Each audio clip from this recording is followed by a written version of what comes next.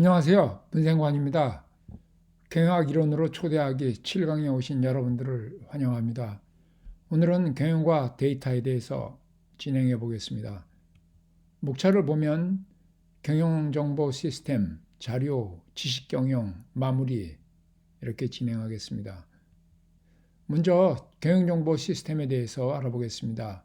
이것은 조직에서 문제 해결을 위해 신속하고 정확한 의사결정을 내리도록 내부, 외부의 자료를 수집, 분석하는 시스템이다. 이렇게 정의하고 있습니다.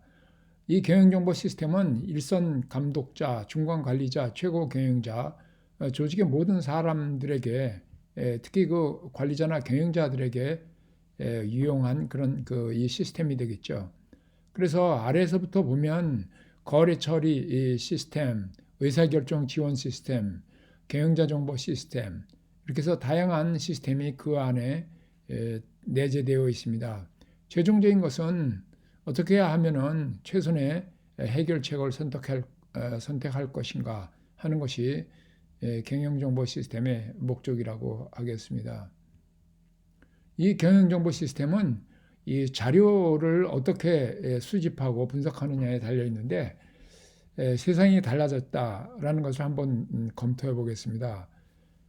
여기 표에서 보면 1800년대에 보면 산업혁명 시대 때 1차 산업혁명이죠. 때 보면은 석탄이 주요 연료가 되어서 증기기관이 되고 산업으로 보면 철도 선박이 산업이 태동이 됐죠. 2차 산업혁명은 1900년대 전반에서 석유가 발견이 되면서 세상이 바뀌고 그다음에 3차 산업혁명은 원자, 빛, 바람 이러한 것들이 하나의 그 에너지원으로서 발견이 됐죠. 특히 3차 산업혁명에서는 컴퓨터의 발명으로 IT 산업이 발전하고 핵무기도 발전하게 됐죠. 이제 2000년 들어서 4차 산업혁명에서는 자료, 데이터가 연료로 등장하게 됐습니다. 이 자료가 없으면 이 조직이 돌아가지 않는다. 조직이 의사결정을 낼 수 없다. 그런 뜻이 되겠습니다만은 이 기계를 보면 컴퓨터 네트워크나 모바일이 아주 중요한 이 수단이 되었고요. 산업으로 본다면은 인공지능과 로봇이 주요 산업으로 부상하고 있습니다. 거기에는 학습을 중시하는 머신러닝, 딥러닝이 테마로 되고 있습니다. 이렇게 해서 자료가 중시되는 데이터토피아 시대가 열리는데 자료는 숫자뿐만이 아니라 문자, 색, 소리, 이미지 아주 다양하게 자료로 취급되고 있습니다. 이 자료를 얼마만큼 잘 처리할 수 있느냐 하는 것이 기업의 이 성공 여부가 달려 있는데요. 자료라는 것은 사실이나 사건, 거래 등의 객관적인 기록이다. 여기서는 가치 평가가 포함되지 않는 것이죠. 그냥 객관적인 기록입니다. 그래서 자료의 특징을 보면 자료는 세부적이고 산만하여 때로는 의미가 없기도 하고 또 때로는 부정확하기도 합니다. 그리고 필요한 자료는 존재하지 않습니다. 필요한 자료는 만들어야 하는 것이죠. 자료에는 또한 정형 자료와 비정형 자료가 있습니다. 그리고 때로는 자료가 너무 커서 참 사용하기가 곤란한 경우도 있는 것이죠. 이렇게 해서 이 품질 자료를 만들어야 하는데 그 필요성이라는 것은 지금 이 특징에서 암시하고 있습니다만은 첫째, 자료는 크기에 상관없이 즉문즉답이 어렵다. 두 번째, 자료를 이용하려면 사전에 정제해야 한다. 3번, 자료의 품질은 분석의 품질을 좌우한다. 4번, 비정형 자료가 점차 중요해지고 그다음에 실시간 분석이 점차 중요해지고 있습니다. 따라서 이 품질, 고품질의 그 자료를 확보하는 것이 중요한 이야기가 되겠습니다. 이 고품질의 자료라는 것은 자료가 지금 사실은 두 종류가 나눌 수 있어요. 정형 데이터와 비정형 데이터. 이렇게 두 가지로 나누는데 자료 출처를 내부나 외부의 관점에서 본다면 이렇게 2x2 매트릭스로 볼 수 있습니다. 그래가지고 맨 오른쪽 상단에 비정형 외부 자료를 내부 자료로 끌어들여서 보고서나 제안서를 만들고요. 이것을 정형 내부 자료로 갖추는 것이죠. 그 다음에 정형 외부 자료는 매크로 경제 지표나 위치 지도, 날씨 이러한 것들을 가지고 들어와서 기업에서는 생산, 영업, 인사, 재무, 회계에 필요한 말하자면 가치 창출을 위해서 자료를 활용해야 하는 것입니다. 이 가치 창출을 위한 자료 처리를 좀 더 구체적으로 살펴보면 자료는 사실에 대한 객관적인 기록이다, 원자재이다. 예를 들면 휴대전화 자료가 있는데 이용자 주소, 성별, 나이, 이름, 모바일 기종, 접속 시간, 접속 콘텐츠 이러한 것이 있다고 하면 이것을 정보화하는 것이 정보하는 이 작업이 필요한데요. 정보화라는 것은 특정 목적과 의사결정을 위해 자료를 처리하는 것을 말하는데 성별로 접속 콘텐츠가 어떤가, 연령대별 접속 콘텐츠는 어떠한 것인가, 시간대별 접속 콘텐츠는 어떠한 것인가 이렇게 구체적으로 살펴보는 것이고요. 그 다음에 이 자료를 지식화한다라는 그 과정이 있습니다. 이 정보를 체계화하고 보편적으로 이용하는 것을 바로 이 지식화라고 하는데요. 여기 이 지식은 바로 보편성을 갖는 것이 특징이 되겠습니다. 그래서 예를 들면 고객 집단별 컨텐츠 취향이 어떠한 것인가. 그래서 정확하게 얘기하면 80% 수익 점유에 20% 고객의 그 취향을 살펴보는 것이 말하자면 기업에서 쓸 수 있는 누구나 사용할 수 있는 그런 보편적인 지식이 되는 것이죠. 그래야만이 바로 이 가치 창출을 일으킬 수 있습니다. 이것이 그 지식이 말하자면은 정황적이고 연관성 있고 실천적이 된다면, 즉 다시 말해서 체계화된 보편성의 특징을 갖는다면은 바로 지식 경영이 가능하게 되는데요. 이 지식 경영을 하기 전에 이 지식은 우리가 언제 어디서 무엇을, 이거는 주로 일반적인 하수들이 하는 이야기고요. 그 다음에 어떻게,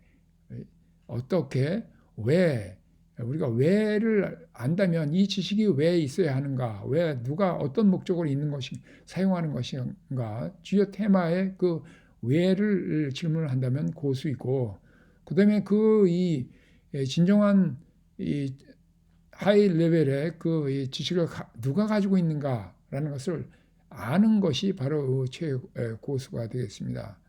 이렇게 해서 이 지식의 이 내용을 다양하게 살펴보았는데요.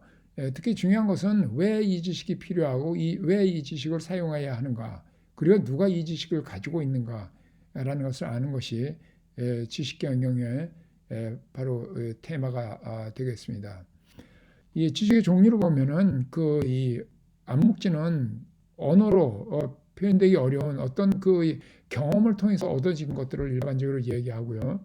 형식지는 표현이 된 것, 즉 언어를 통해서 표현이 된 그러한 지식을 우리가 형식지라고 해요.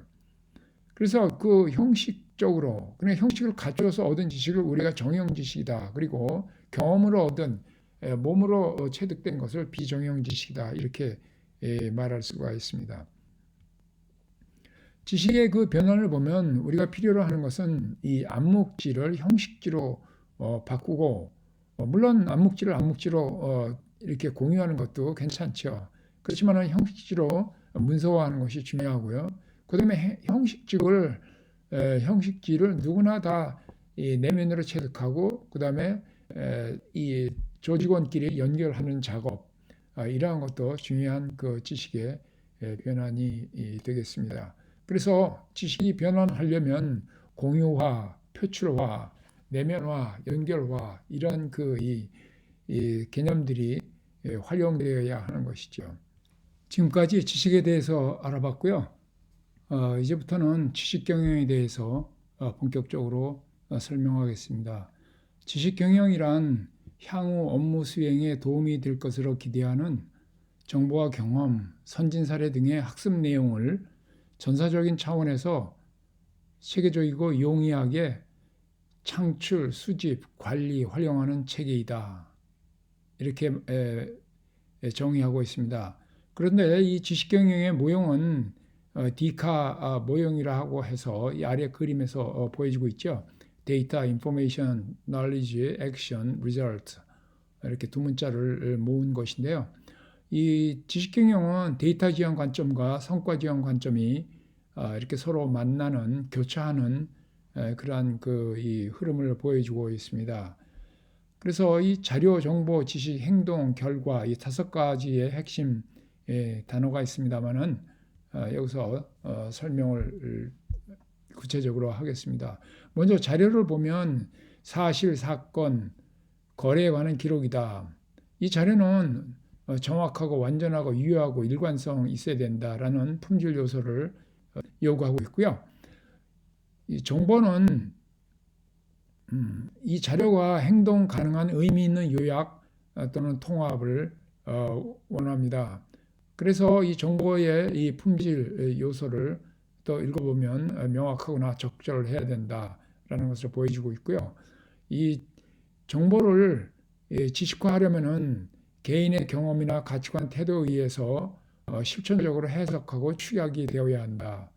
정제된 축약을 정보의 정제된 축약이죠. 이것을 우리가 지식이라고 부르는데 이 앞에서의 이 정보 품질의 이 요소를 확보해야 될 뿐만 아니라 아셴이라는 아티팩트나 또는 이 skills, heuristic, experience, natural 이런 이 재능이 그 안에 포함되어야 하고 그다음에 형식이나 암묵지가 들어가야만이 바로 지식이라고 이야기할 수 있습니다.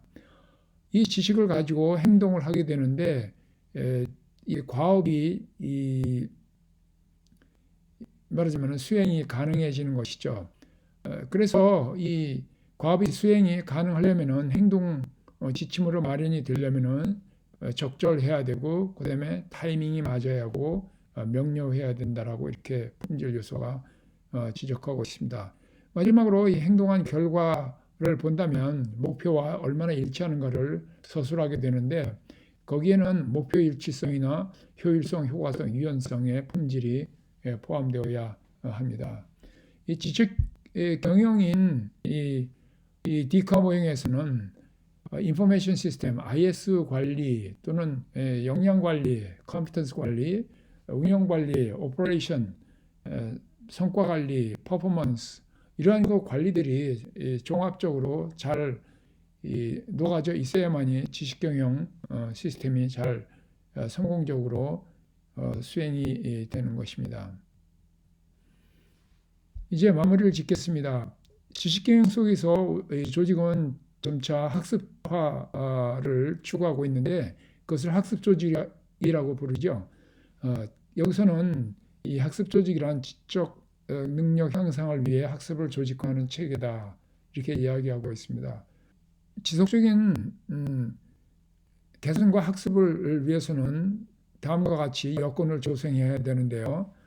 첫 번째로 보면은 구성원들을 창조적 긴장감 속에서 일하게 한다. 실험을 지원하는 풍토를 만든다. 조직 구조를 수평적으로 만든다. 재량권이 위임된 역할을 수행하도록 한다. 학습과 혁신에 대한 보상을 제공한다. 부문보다 전체를 더 중시하며 부문 간의 경계를 최소화시킨다. 공정성은 우선적 가치이다. 이상이 효과적인 학습 조직을 만들기 위한 여건 조성 방법이 되겠습니다. 감사합니다.